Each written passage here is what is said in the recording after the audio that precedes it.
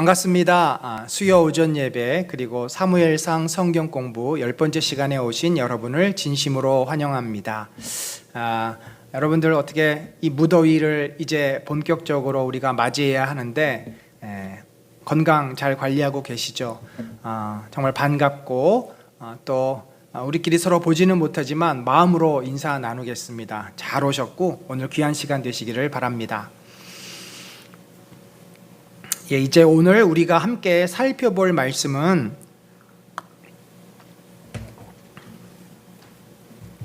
사무엘상 21장부터 23장 다윗의 도피 생활에 관한 내용을 이제 본격적으로 함께 살펴보겠습니다. 오늘 본문은 사무엘상 23장 26절로 9절까지 우리가 함께 4절을 교독하도록 하겠습니다. 제가 먼저 읽습니다. 사울이 산 이쪽으로 가매 다윗과 그 사람들은 산 저쪽으로 가며 다윗이 사울을 두려워하여 급히 피하러 하였으니 이는 사울과 그의 사람들이 다윗과 그의 사람들을 에워싸고 잡으려 함이었더라.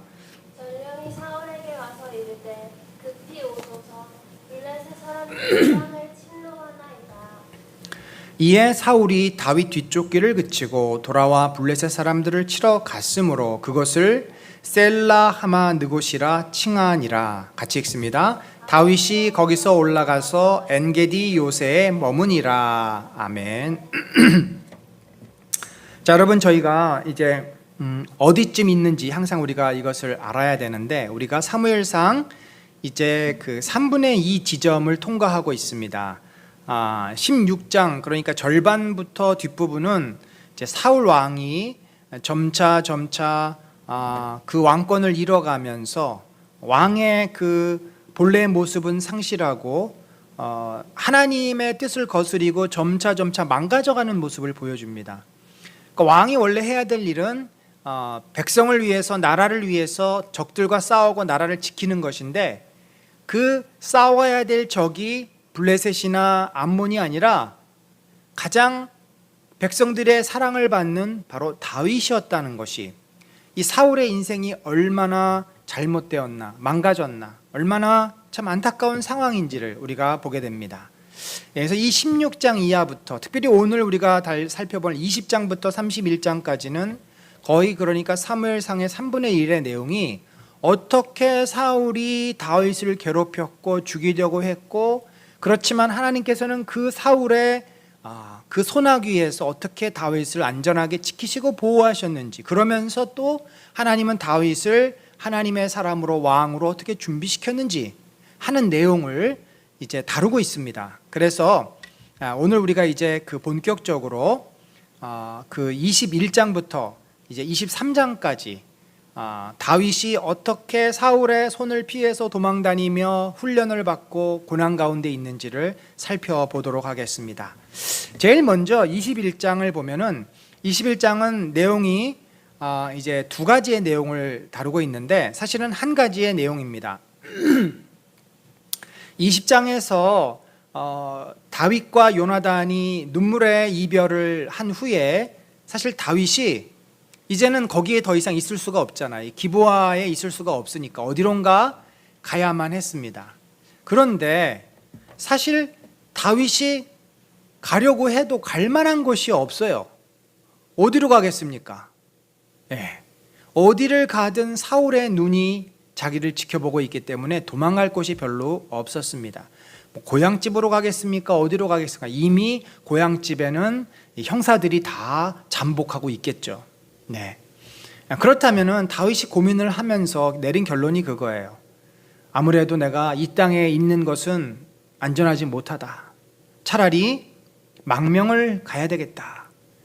그러니까 보통은 이제 큰 나라로 망명을 가는데 애굽이라든지 이렇게 멀리 망명을 가면 정말 못 쫓아오지 않겠습니까? 그런데 그렇게까지 멀리 갈 수가 없으니까 이웃 나라 블레셋 땅으로 이제 그가 망명을 갈 것을 마음에 결심을 합니다. 이제 그리고 나서 이제 가려니까 여정이 있잖아요. 가는 길이 있으니까 당장 먹을 것도 필요하고 또 만약에 중간에 누구를 만나도 자기를 보호하기 위해서 무기도 필요한데 다윗 손에는 지금 아무것도 없어요. 도망쳐 나온 상황이니까 먹을 것을 어디서 얻을 수도 없고 무기도 없습니다. 자, 그래서 그가 생각해낸 것이 그래도 자기를 좀 지지해주고 이해해줄 수 있는 가장 가까운 곳에 있는 사람이 바로 대제사장 아히멜렉이라 이렇게 생각을 하고 그가 있었던 기브아에서 노브로 이제 올라가게 되는데 지도를 한번 여러분 보시면은 자, 이게 너무 작아서 사실 저도 지금 잘 안 보입니다. 그런데 이제 그 대충 위치를 보면은 그 지도 가운데 위쪽에 보면은 하늘색, 그러니까 파란색으로 표시된 그 선이 있죠. 예, 거기에 보면은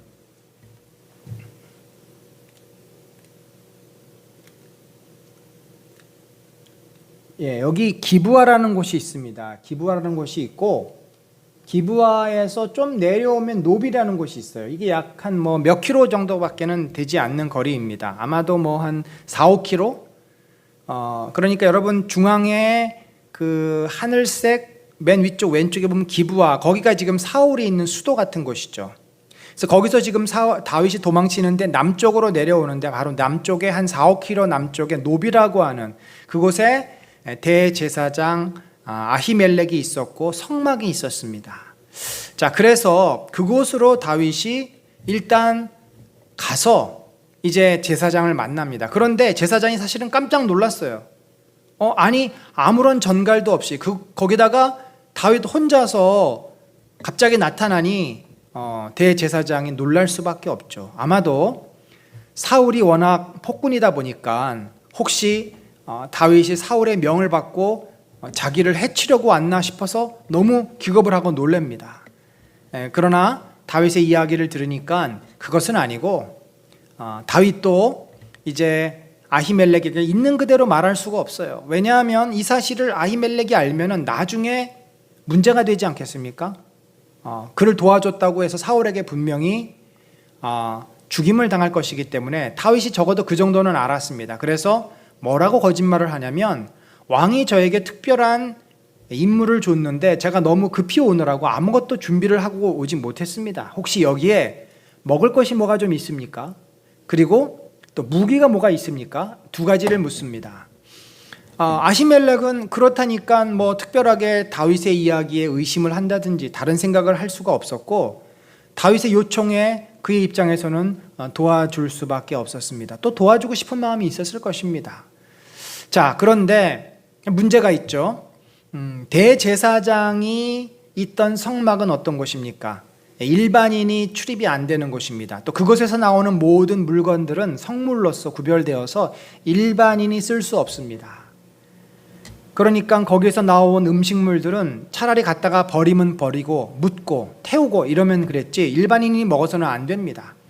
그런데 다윗 입장에서는 지금 배가 고프니까 허기가 지니까 물불 가리지 않고 대제사장에게 혹시 먹을 것이 남은 것 있으면 좀 주십시오.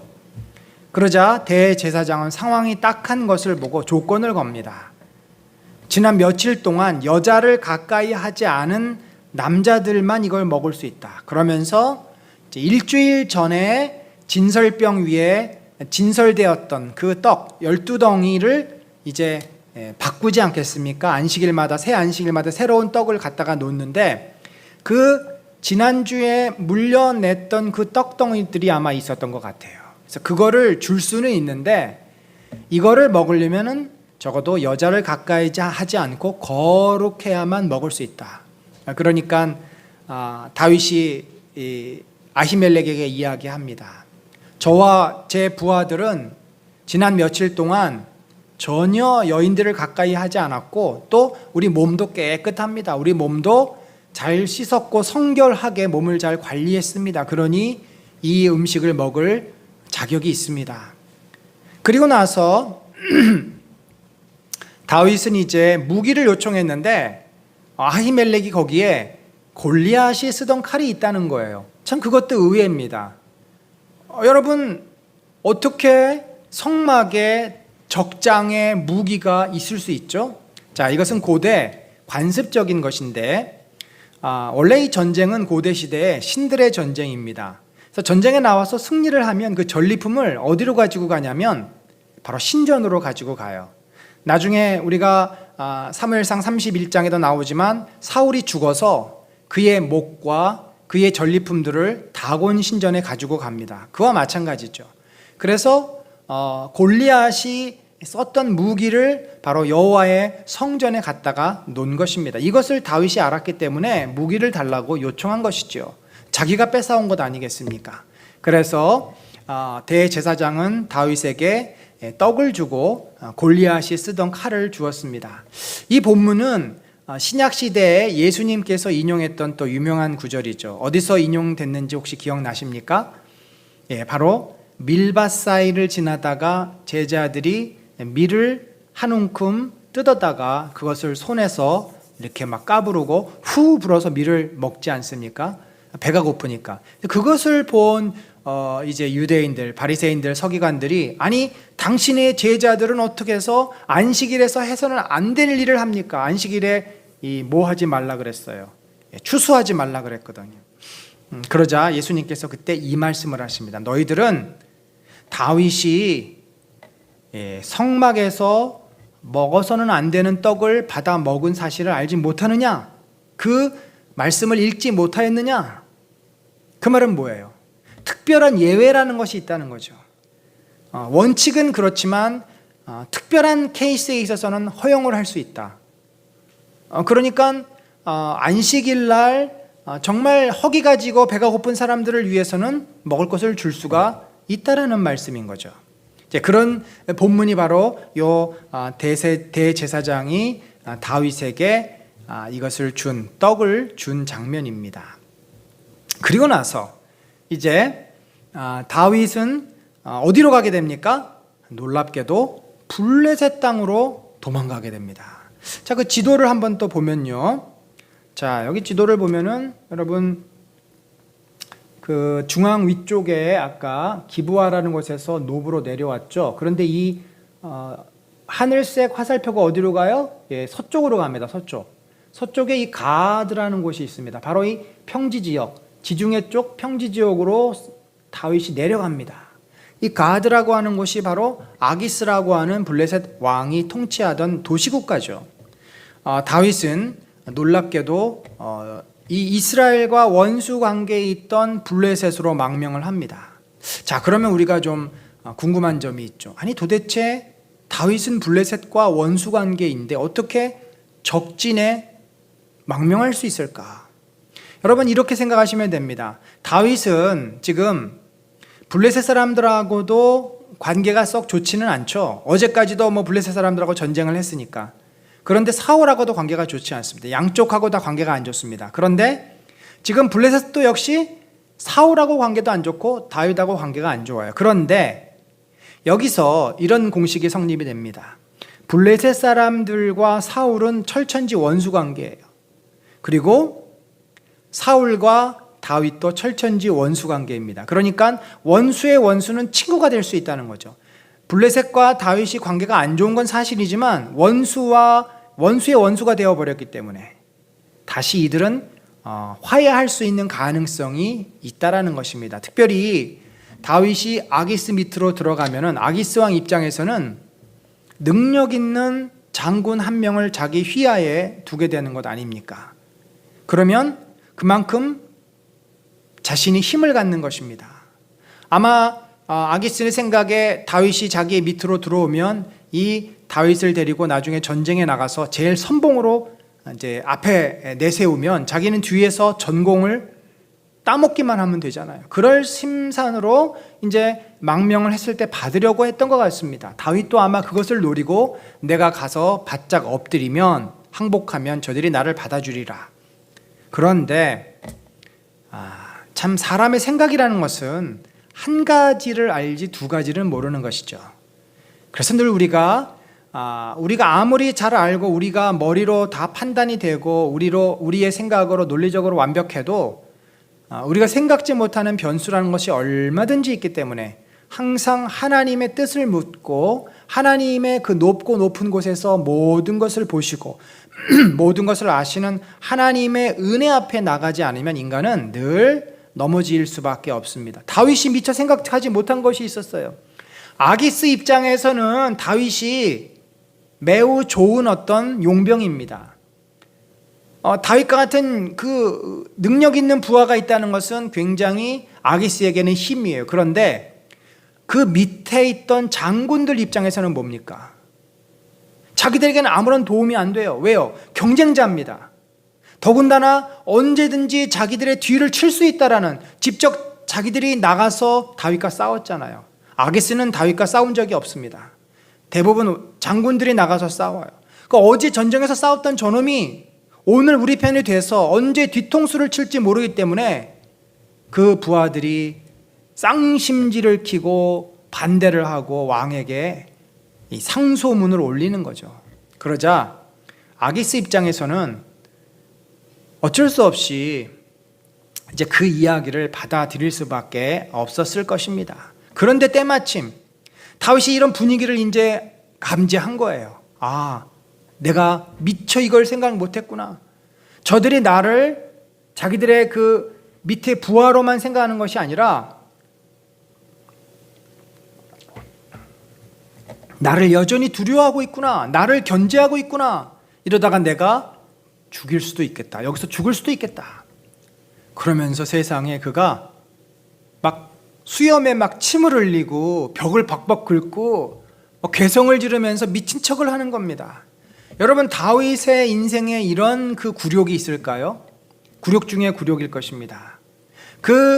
골리앗을 무너뜨리고 다윗은 만만이라는 소리를 들었던 이 위대한 다윗, 미켈란젤로가 조각했던 데이비드 상에 보면 얼마나 미소년으로 멋있게 그렇게 그가 만들어냈습니까? 그런 다윗이 미친 사람 연기를 하면서 겨우겨우 그 블레셋 땅에서 빠져나오게 됩니다. 참 우리는 여기서 귀한 교훈을 하나 깨닫습니다. 무엇이 잘못되었을까요? 첫 단추부터 잘못된 거죠. 그가 블레셋 땅으로 가는 것이 하나님 뜻이었을까요? 아니었습니다. 블레셋 사람들은 하나님의 저주를 받은 심판을 받아야 될 자들이었습니다. 하나님께서 그들을 진노하시는 자들이었어요. 그런 자들에게 몸을 숨겨서는 안 됐습니다. 오히려 아무런 보장이 없고 아무런 대안이 없어도 그가 차라리 광야에 있었더라면 하나님께서 그를 보호하시지 않았겠습니까? 다윗은 그러나 하나님께 이것을 묻고 하나님의 뜻을 구하지 않고 자기가 생각할 때 자기가 합리적으로 자기의 경험상 옳은 대로 판단하고 결정한 결과가 그가 미친 사람이 될 수밖에 없었던, 미친 사람이 되지 않고서는 살아날 수 없었던 그런 상황에 몰리게 된 것입니다. 결국 그러니까 그 위기는 누구 탓이에요? 자초한 것입니다. 자기의 교만함과 어리석음으로 생긴 문제들. 여러분, 우리가 이 인생을 살아가면서 겪는 수많은 문제들이 다 이렇다는 것을 아십니까? 우리는 다 똑똑해요. 다 자기 잘난 맛에 삽니다. 내가 다 모든 것을 안다고 생각하고 내 판단이 가장 옳다고 믿고 내 생각대로 해요. 그런데 나보다도 더 뭐예요? 뛰는 놈 위에 나는 놈이 있고, 그렇게 계속해서 나보다 더 한 발 앞선 사람이 있고 내가 또 생각하지 못한 변수가 있고, 이래서 어려움과 내 뜻대로 안 되고 좌절하고 낙심하고 위기를 만나게 됩니다. 그래서 늘 우리는 하나님의 뜻을 겸손히 묻는 것이 중요하고, 바로 다윗이 나중에 이제 여러분 본문 보시면 아시겠지만 이 훈련, 하나님의 뜻을 묻고 자신의 경험, 자신의 생각을 내려놓고 하나님의 뜻을 묻는 훈련을 이제부터 시작하는 겁니다. 여기서부터 다윗이 이 하나님의 뜻을 묻고 순종하는 훈련이 시작이 돼서 그가 나중에 왕이 되었을 때는 절대로 하나님의 뜻이 아니면 그는 움직이지 않는 그런 신실한 사람이 됩니다. 처음부터 다윗도 그렇게 한 것은 아닙니다. 그래서 우리가 이 훈련을 해야 돼요. 여러분, 항상 무슨 일을 하기 전에 하나님께 묻고 하나님의 뜻을 구하고 하나님의 뜻을 깨달았으면 순종할 수 있는 믿음을 달라고 우리가 기도해야 될 줄로 압니다. 이제 다윗과 그의 400여 명은 다윗과 그 부하들은 이 가드에서 내려와서 어디로 가냐면 아둘람이라고 하는 굴로 갑니다. 자, 여기 지도에 보시면은 가드가 이제 서쪽 그 쉐필라라 그래서 평원 지역이에요. 그 중간쯤에 있는데 여기에서 다시 유대 땅으로 올라오는데 이 아둘람이라고 하는 곳은 산지 지형 가운데 있는 동굴입니다. 그런데 제가 요즘 그 보는 유튜브 그 성지순례 유튜브 내용이 있는데 그 중에서 한 장면이 이걸 이제 촬영하고 나레이션하는 목사님이 아둘람굴을 갔더라고요. 그래서 아둘람굴에 대한 영상을 우리가 직접 한번 그곳에 400여 명이 모이는데 정말 이렇게 많은 사람이 어떻게 도망 다닐 수 있을까 할 만큼 그곳이 굴이면서도 얼마나 넓고 얼마나 숨기 좋은 곳인지를 함께 우리가 영상을 통해서 한번 보겠습니다.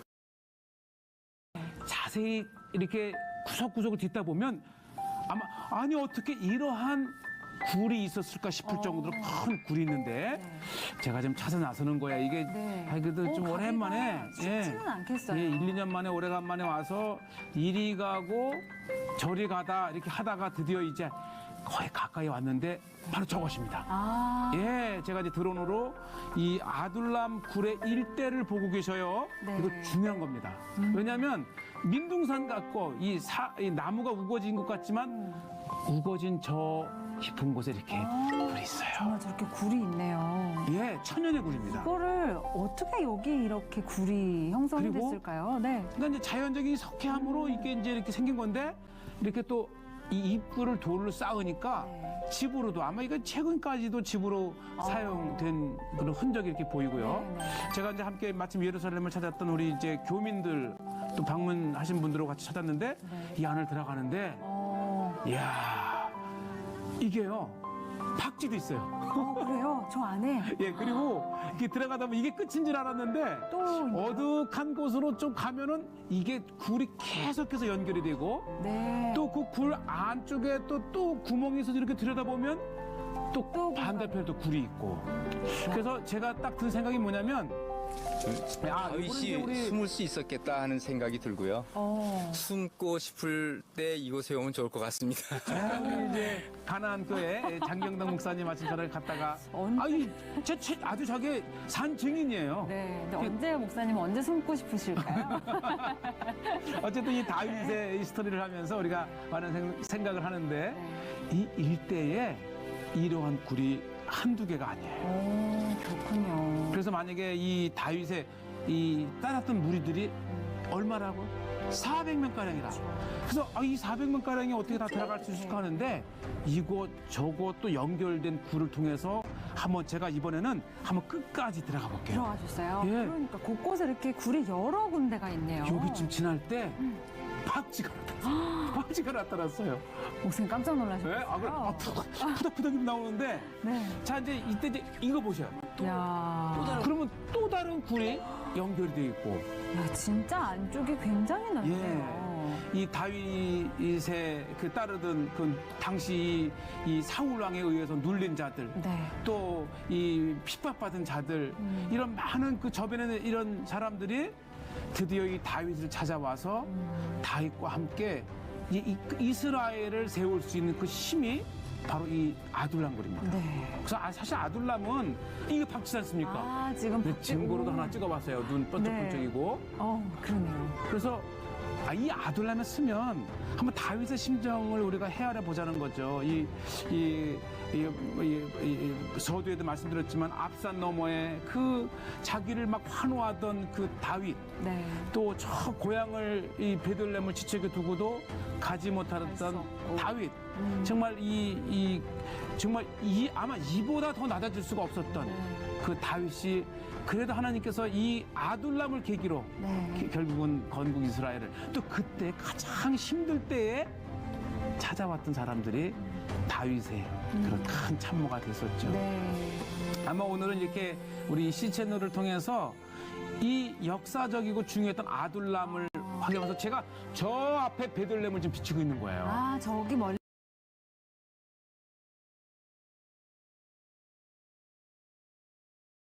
다윗이 저 아둘람 굴로 숨어 들었는데 갈 데가 없으니까 저기로 숨어 들어갔어요. 그러니까 다윗이 이제 갔다는 소식이 주변 사람들에게 전해지면서 그 사울에 의해서 뭐 압제를 받고 억울한 일을 당한 사람들이 모여들기 시작했는데 약 400여 명이 다윗의 부하가 됩니다. 그리고 다윗의 부모도 베들레헴이 얼마 멀지 않으니까 이제 다윗에게 온 거죠. 그래서 다윗은 그 가족들하고 자기 주변의 이제 친구들, 자기를 추종하는 사람들 약 400여 명의 우두머리가 돼서 이때부터 본격적인 이제 대권 연습, 그러니까 왕으로서의 왕권을 왕으로서의 이 훈련을 받는 기간이다라고 볼 수 있겠죠.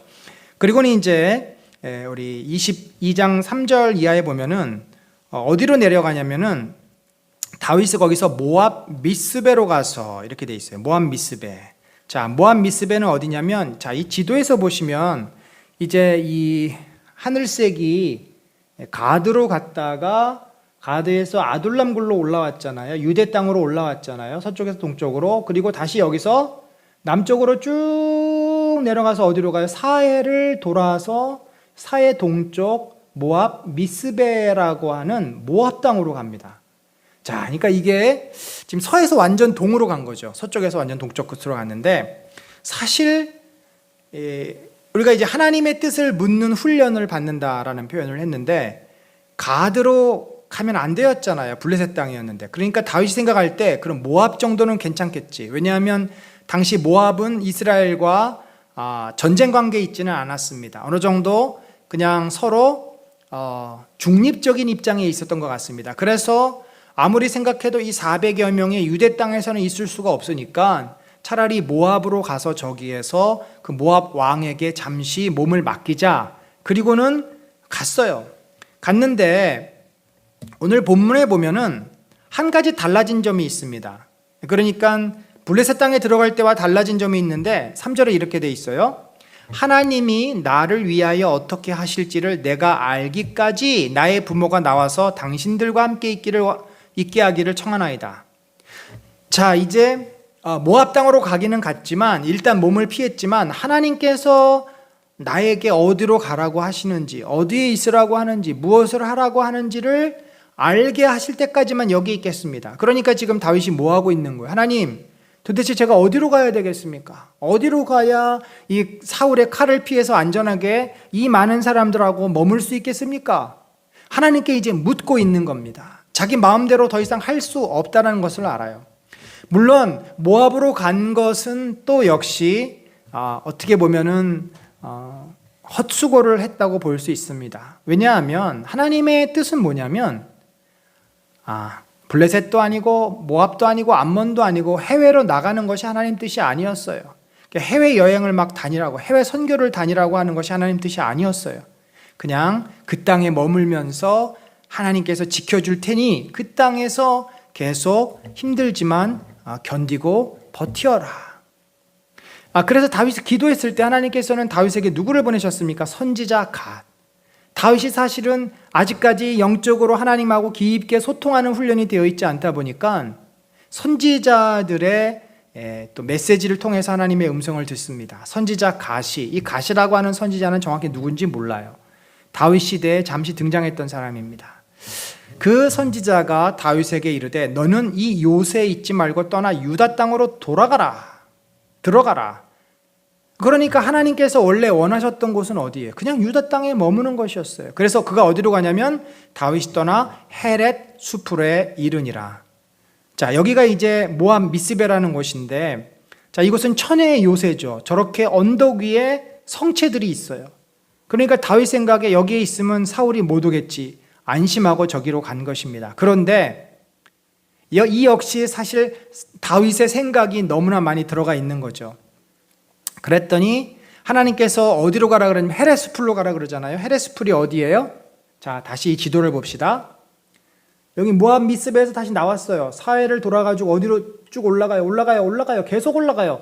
와, 이 아둘람 바로 코 밑이네요. 그러니까 다윗은 지금 여기 내려와서 모압 미스베까지 한 바퀴 도는 생고생을 한 겁니다. 저 기간이 그렇게 오래 걸리지는 않았을 것으로 추정이 됩니다. 뭐 몇 개월, 길어야 한 3, 4개월. 그러니까 어떻게 보면은 가지 않아도 될 길을 다윗은 이 모압 땅까지 갔다 온 겁니다. 사실은 아둘람에서 헤레스풀은 바로 뭐 불과 한 몇 킬로 안 되는데 하나님의 인도를 받아야지 네가 생각하는 안전한 곳을 찾아가서는 안 된다는 겁니다. 사실 모압 땅에 숨었다고 해서 안전하겠습니까? 모압 왕이 다윗을 가만히 놔두겠어요? 결국 볼모로 잡고 흥정을 하고 저를 이용하려고 하지. 우리를 안전하게 지켜주는 분은 하나님밖에 없습니다. 우리가 하나님을 믿지 못하면 우리는 우리의 생각대로 움직이게 되는데 결국 우리의 생각이라는 것이 항상 한계가 있고 다른 사람들하고 부딪히게 되고 그러다 보니까 우리는 더 힘들어지고 더 궁지에 몰리게 됩니다. 반면에 하나님은 모든 것을 아시기 때문에 우리가 믿음만 가지고 하나님을 신뢰만 할 수 있다면 가장 안전한 곳, 사위의 칼을 피할 수 있는 곳, 이런 곳으로 우리들을 이끌어 갈 수 있다는 것입니다. 다윗이 바로 이제 이 블레셋과 모압이라고 하는 두 번의 실수를 거친 후에는 절대 이제 해외로 나가지 않고, 물론 그 후에 블레셋 땅을 한 번 더 갑니다만 그때는 이제 전략적으로 그가 큰 군대를 가지고 전략적으로 들어가는 차원이니까 또 좀 다릅니다. 지금하고는 상황이 달라요. 그래서 이제 주로 유다 땅에 머물면서 그가 이제 도망 생활을 하게 됩니다. 그런데 이제 여기서 사건이 생기죠. 이제 22장에 들어와서 큰 사건이 생기는데 무슨 사건이 생기냐면 바로 자신이 지나왔던 이 아비멜렉과 그 가족들, 그 제사장들이 도에게 밀고로 몰살을 당하는 큰 사건이 생깁니다. 사실 다윗이 아비멜렉에게 갔을 때 그때 도액이라는 자가 있었어요. 근데 도액이 누구냐면 이 암몬 사람입니다. 여러분, 암몬 사람 도액이 그 이방인이 왜 성전에 있을까? 이건 말이 안 되죠. 바로 저는 누구였냐면 사울의 첩자였고 사울의 말하자면 끈아풀이었습니다. 사울이 보낸 감시관이었어요. 사울이 아히멜렉에게 보내서 아히멜렉이 반란을 일으키지 않나, 딴 생각을 하지 않나 지켜보도록 한 것입니다. 그래서 이 도액이 다윗이 왔다 간 것을 다 보았어요. 그런데 아무도 사울이 부하들에게 아무도 나에게 다윗의 거처를 알려주는 놈들이 없구나. 도대체 내 아들 요나단은 다윗과 가가지고 언약이나 하고 있고 이 어떻게 된 거냐? 너희들이 다 내가 이 녹을 주고 월급을 주고 부하를 시켜놨더니 나를 위해서 일하는 놈이 어떻게 하나도 없어? 라면서 막 불평을 쏟아 놓습니다. 그러자 이 도액이 에돔 사람 도액이 와서 왕이시여, 제가 그때 다윗이 아히멜렉에게 와서 빵과 골리앗의 칼을 얻어가는 것을 보았습니다. 그리고 아히멜렉이 그를 위해서 여호와께 묻고 그에게 음식도 주고 블레셋 사람 골리앗의 칼도 주더이다. 자, 여기 10절에 그를 위하여 여호와께 묻고, 이 말이 상당히 중요한 말입니다. 본문에 보면은 아히멜렉이 다윗을 위해서 하나님께 물었다고 하는 내용이 없습니다. 그런데 도액이 이 말을 덧붙이고 있는 거예요. 근데 여러분, 이 말이 왜 중요하냐면 그를 위해서 하나님께 물었다는 것은 뭐냐면 다윗이 지금 도망자의 신세인데, 그러니까 말하면 차기 유력한 대권 주자잖아요. 그냥 일반 사람도 아니고 왕에게 쫓기는 신세고 대권 주자이기 때문에 왕의 기름 부음을 받은 자이기 때문에 그에 대해서 하나님의 뜻을 묻는다는 것은 반역 행위입니다. 결국 그를 도와서 나라를 세우겠다는 말이에요. 그러니까 이 얘기는 뭐냐면 도액은 거짓말을 하는데 저 아히멜렉이 다윗을 도와 당신의 왕권을 무너뜨리려고 했습니다 라고 지금 말을 하는 겁니다. 이 얼마나 큰 거짓말입니까? 결국 아히멜렉은 왕이시여, 그 전에 다윗을 위해서 하나님께 물었던 적이 한두 번이었습니까? 그 말은 뭐냐면 다윗이 전쟁을 하러 나갈 때 하나님께서 다윗에게 승리를 줄지 안 줄지를 여러 번 물었다는 사실이고 정말로 그렇게 했습니다.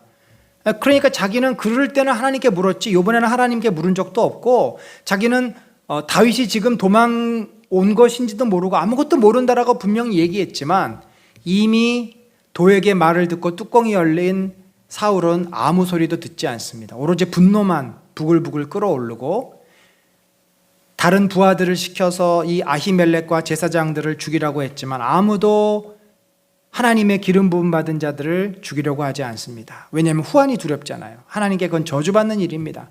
그러자 이 에돔 사람은 하나님을 믿지 않아요. 이방인이에요. 그가 나서서 사람들을 데리고 가서 무려 아히멜렉뿐만 아니라 노베에 있는 그들의 가족을 다 몰살합니다. 심지어 나귀와 양까지 칼로 졌다. 완전히 전멸시킨 거예요. 얼마나 잔인한 이러한 보복입니까? 결국 여기서 우리가 또 하나 생각해 볼 수 있는 것은, 그리고 나서 이제 겨우 이 아히멜렉의 아들 아비아달이 이런 그 난리 속에서 겨우 에봇을 가지고, 이 보석이 박힌 조끼죠, 에봇을 가지고 다윗이 있는 곳으로 도망쳐 옵니다. 다윗이 그러니까 이렇게 얘기를 해요. 그날에 에돔 사람 도액이 거기 있기로 그가 반드시 사울에게 말할 줄 내가 알았노라. 내 아버지 집의 모든 사람 죽은 것이 나의 탓이로다. 참 답답한 일입니다. 그러니까 다윗이 자기가 도망치는 상황이어서 여기까지 생각을 못한 거죠. 알기는 알았지만 조치를 취하지를 못했어요. 그래서 다윗이 사실은 그 아비멜렉에게 가지 말았어야 됐는데 다윗이 거기까지 생각을 못한 겁니다. 그러니까 다윗의 초기에는 하나님의 뜻도 묻지 않고 자기도 정신이 없고 자기밖에 생각을 못하고 이러다가 수많은 실수를 저지른 것이죠. 자기의 상황 판단 미스로 나부터 살겠다고 하다 보니까 이 제사장 85명만 몰살을 당하는 참 이 어처구니 없는 일이 생기고 만 것입니다. 여러분, 우리가 그래서 참 지혜롭게 살 필요가 있습니다. 너무 내 입장, 내 생각만 하면은 나는 아무렇지도 않지만 나 때문에 다른 사람들이 얼마나 피해를 봅니까? 여러분, 운전할 때 제일 저도 운전하면서 좀 화도 나고 짜증스러운 것이 뭐냐면 이 상향등을 켜고 운전하는 차들을 만날 때입니다. 앞이나 뒤나 굉장히 그 시야가 방해되고 눈이 아픕니다. 근데 그 상향등을 켜는 사람들은 물론 몰라서 그럴 수도 있지만, 모른다기보다 안 보이니까 이제 킨 거죠. 자기는 안 보이니까 안전을 위해서 켰다 그러지만 내가 잘 보이는 것 위해서 남들이 고통당하는 것은 생각을 안 하는 것입니다. 여러분, 자칫 잘못하다 보면 우리가 이런 식으로 인생을 살 수 있어요. 우리 성도는 나 때문에 남이 고통당하는 인생을 살라고 하나님이 가르치시지 않았습니다. 다윗이 그런 실수를 합니다. 다윗이 그래서 나중에 자신의 실수를 깨닫고 이제 점차 변해가는 모습을 우리들이 보게 됩니다. 마지막 장은 이제 다윗이 하나님께 이제는 좀 더 매사에 묻고 하나님의 뜻을 구하는 사람으로 바뀌었습니다. 그래서 이 그일라라고 하는 지역이 어디냐면, 여기 지도에 보시면 아둘람굴이 있었잖아요. 지금 쭉 내려갔다가 모압 미스베로 내려갔다가 다시 쭉 올라와서 헤레스풀에 지금 있습니다. 그 옆에 바로 있는 도시가 그일라예요. 그러니까 가드에서 얼마 멀지 않습니다. 말하자면은 이 유대와 블레셋의 접경지에 있는 도시입니다. 근데 이 가드가 그일라를 침공해서 이 사람들을 지금 포위하고 있어요. 그 소식을 다윗이 헤레스풀에서 듣게 됩니다. 그리고는 이것을 기회로 삼아야 되는데, 다윗 입장에서 블레셋 사람은 전혀 두렵지 않습니다. 내가 가서 저들을 치고 이 그일라 사람들에게 좀 도움을 받는 게 좋지 않을까라는 생각이 들어서 하나님께 묻습니다. 하나님, 그일라로 내려가서 내가 블레셋 사람들을 치리까? 그러자 하나님께서 대답을 하십니다. 이렇게 이제 다윗이 묻는 훈련이 된 거죠. 그전에는 묻지 않고 무조건 갔다가 낭패를 보지 않았습니까? 그래, 내가 내려가라, 그일라로 가라. 그러면 내 손에 블레셋 사람들을 붙여주리라. 네가 이기리라. 그래서 결국 다윗이 내려가서 블레셋 사람들을 쫓아냈고 그일라 사람들을 구원해 냅니다. 이곳이 그일라라고 하는 지역입니다. 아마 지금 그 유적지가 이렇게 남아 있는데, 여기가 우리가 잘 아는 지난번에 로켓 공격을 한 이 가자 지구에 아마 속하는 것 같습니다. 팔레스틴 사람들이 살고 있기 때문에 이 유적 관리가 전혀 되지 않는다고 합니다. 그래서 토굴꾼들이 막 저걸 땅을 파가지고 그 안에서 뭐가 나오면 다 가져가 버리고, 그러니까 그일라의 옛날 모습이 있는데 점차 그런 것들이 관리가 안 되는, 이스라엘 땅에 있으면 학자들이 가서 관리를 하고 이 발굴을 하는데, 이 이제 팔레스틴 지역에서는 그런 개념이 없으니까 발굴이 아니라 이제 토굴이 돼 버리는 거죠. 예, 그런 지역이고요. 자, 이제 또 여기서 한 사건이 있습니다. 그윌라 사람들은 10년 감수하지 않습니까? 그 위기에서 다윗 때문에 도움을 받았고 구원을 얻었습니다. 그런데 어떻게 또 소식이 사울에게 전해져서 사울이 이제 그윌라 성에 들어가서 거기서 먹고 마시고 쉬고 있었는데 자기를 잡으러 이쪽으로 온다는 소식을 듣습니다. 자, 이제는 다윗이 매사에 하나님 뜻을 묻는다고 했잖아요. 아비아달이 가지고 온 에봇으로 하나님께 묻습니다. 하나님, 사울이 정말 나를 잡으러 내려오겠습니까? 사울이 내려올 것이다. 하나님, 그러면 이 그윌라 사람들이 분명히 사울에게 요청을 받을 것인데 우리 일행을 사울에게 넘겨주겠습니까? 그들이 넘겨주리라. 다윗이 얼마나 고민이 됐을까요? 아직 사건이 일어나진 않았지만 하나님께서 미리 알려주셨습니다. 그리고 충분히 이것은 예측할 수 있는 일이었어요. 왜냐하면 그윌라 사람들 입장에서 다윗이 자기들을 블레셋에서 구원해 주었지만 사울이 만약에 군사들을 이끌고 들어와서 다윗을 내주지 않으면 이 성을 몰살시키겠다 하면 어떻게 하겠습니까? 다윗을 위해서 그들 자신의 목숨, 자녀들의 목숨을 바칠 수는 없잖아요. 어쩔 수 없이 그들이 다윗을 내줄 수밖에 없는 상황이라는 것을 다윗이 알았고 이것에 대한 하나님의 뜻을 물은 겁니다. 역시 하나님도 그렇게 될 것이라고 말씀을 해주셨고 다윗은 고민에 빠집니다. 이 나쁜 놈들, 블레셋의 손에서 저들을 구원해 주었더니 이제 나를 사울에게 넘기려고 해? 라고 화도 났을 것입니다. 그러나 한편으로는 저들도 살아야지. 자기 자식들하고 애들이 무슨 죄가 있어. 나 때문에 저들이 다 몰살당하면 안 되지. 그리고는 다윗이 짐을 싸고 부하들에게 야, 떠나자. 조용히 그 성을 빠져나옵니다. 그러자 어차피 사울의 입장에서는 성으로 가봐야 다윗이 있습니까? 없습니까? 없으니까 헛걸음하지 않고 안 내려온 것이죠. 결국 다윗이 이 그윌라 사람들을 이해하고 그들에게 섭섭한 마음, 속상한 마음을 갖지 않고 그들을 이해해 주니까 이 상황은 아무런 문제도 일어나지 않고 조용히 마무리가 됐습니다. 만약에 사울이 화를 내고 분노해서 그윌라 사람들을 다 죽여버리고 그리고 그것을 떠났다면은 이 또한 얼마나 불행한 또 족적이 사울의 인생 가운데 남겠습니까? 그러니까 사울은 지혜롭게 그들을 이해하고 그리고 조용히 자신이 자리를 피한 것입니다. 여러분, 다윗이 이렇게 실수도 하고 여러 어려움도 겪지만 또 이런 상황에서는 지혜롭게 자기가 겸손히 자기의 어떻게 보면 권리를 포기하고 이렇게 내려가는 그런 겸손한 모습도 보이게 됩니다. 그 후에 다윗은 어디로 갔어요? 마지막 행선지가 23장에 보면은 이제 그윌라에서 내려와 가지고 이 유대 광야의 중심이라고 할 수 있는 10황무지와 그리고 좀 더 내려가면 마온 황무지, 자 여기에서 이제 헤매기 시작합니다. 그러다가 이 마온 황무지에서 마지막 이제 그 사울과 이제 만나게 되죠. 10황무지에서는 요나단이 내려와서 다윗을 한 번 더 보게 되고요. 그때 요나단은 축복을 합니다. 이 17절에 보면은 사울의 손이 내게 미치지 못할 것이요 너는 이스라엘 왕이 되고 나는 내 다음이 될 것을 내 아버지 사울도 안다. 두 사람이 여호와 앞에서 언약하고 이제 헤어집니다. 그러니까 하나님께서는 또 요나단을 보내서 다윗을 안심시켜 주시고 하나님의 또 계획을 알게 하신 거죠. 그 후에 이제 다시금 그 밑에 10광야에서 마온 광야로 더 숨어드는데 오늘 우리가 처음 읽었던 본문이 이거죠.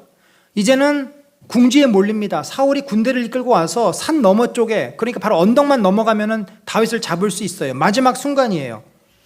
그런데 그때 어떻게 했어요? 27절에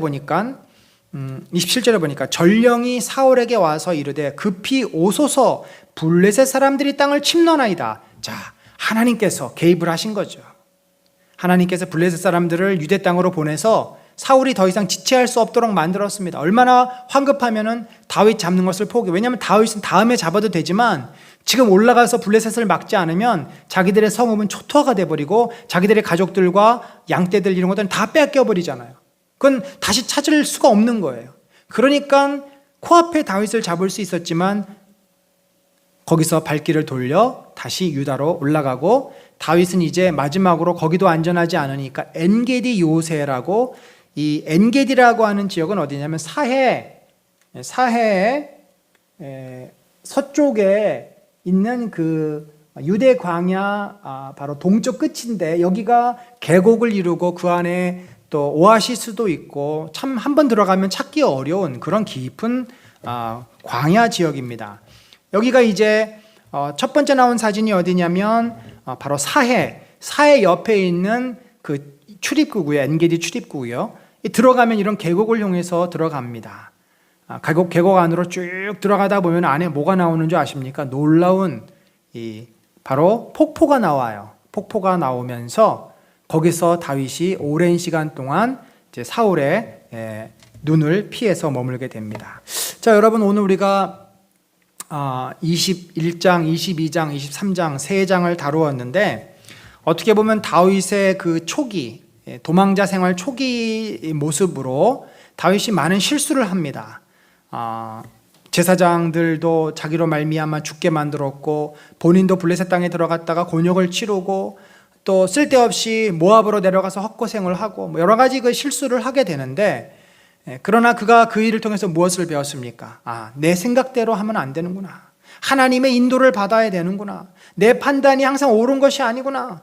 그러면서 그가 지혜롭게 이제 하나님께 묻고 하나님의 뜻대로 순종하는 그런 훈련을 받게 되고, 또 그일라 사건을 통해서는 참으로 자신의 권리를 주장하기보다 사람들을 배려하고 이해해주는 그런 넓은 마음을 가진 지도자로 다윗이 훈련되어 감을 봅니다. 그러면서도 다윗이 위기에 처할 때는 어떻게 했어요? 하나님께서 그를 살려주시고 보호하시고 인도하시고 이제는 안전한 엔게디라고 하는 물과 먹을 것이 있는 그곳으로 그들을 인도하셨습니다. 여러분, 우리가 이렇게 인생을 살아갈 때 정말 하나님의 뜻을 묻고 기도하는 것이 너무 중요합니다. 우리가 그렇게 다윗처럼 하나님 말씀 앞에 서서 하나님의 뜻을 묻고 기도하고 하나님 말씀 앞에 순종할 수 있는 내 고집과 내 생각과 내 계획대로 움직이다는 어떻게 돼요? 결국은 마지막 도달하는 지점은 두려움과 절망과 불안과 고통입니다. 여러분, 내가 고통을 느끼고 있고 불안하고 두렵다고 한다는 것은 하나님 뜻이 아니라는 것입니다. 하나님은 우리에게 두려움과 불안과 고통을 주는 분이 아닙니다. 내가 자꾸 그것으로 선택하고 내가 자꾸 그것으로 가려고 하는 거예요. 돌이키십시오. 내려놓으십시오. 하나님의 뜻을 구하고 하나님 앞에 나아가고 하나님의 마음을 품고 순종할 때 우리에게는 평안과 감사와 기쁨이 넘칠 줄 믿습니다. 하나님 아버지, 오늘 다윗의 도망 여정을 통해서 다윗의 연약한 모습과 그가 또 변화되는 모습도 보았습니다. 여러분, 하나님 아버지, 우리의 인생도 여전히 이 땅에서 참 내 생각과 하나님의 뜻 사이에서 방황하고 갈등할 때가 많습니다. 정말 하나님의 뜻을 지혜롭게 분별하며 내 생각대로 살다가 넘어지고 자빠지고 절망하고 고통 가운데 빠지지 아니하고 하나님의 뜻을 잘 지혜롭게 분별하며 하나님의 은혜 가운데 머물 수 있는 복된 주의 자녀들 되게 하여 주옵소서. 지금은 우리 구주 예수 그리스도의 놀라우신 은혜와 하나님 아버지의 무한하신 사랑과 성령님의 감화감동 교통하심이 하나님의 뜻을 잘 분별하여 내 생각, 내 고집을 내려놓고 그 말씀 앞에 순종하며 살기를 작정하는 심령 위에 지금부터 영원까지 함께 하실지어다. 아멘.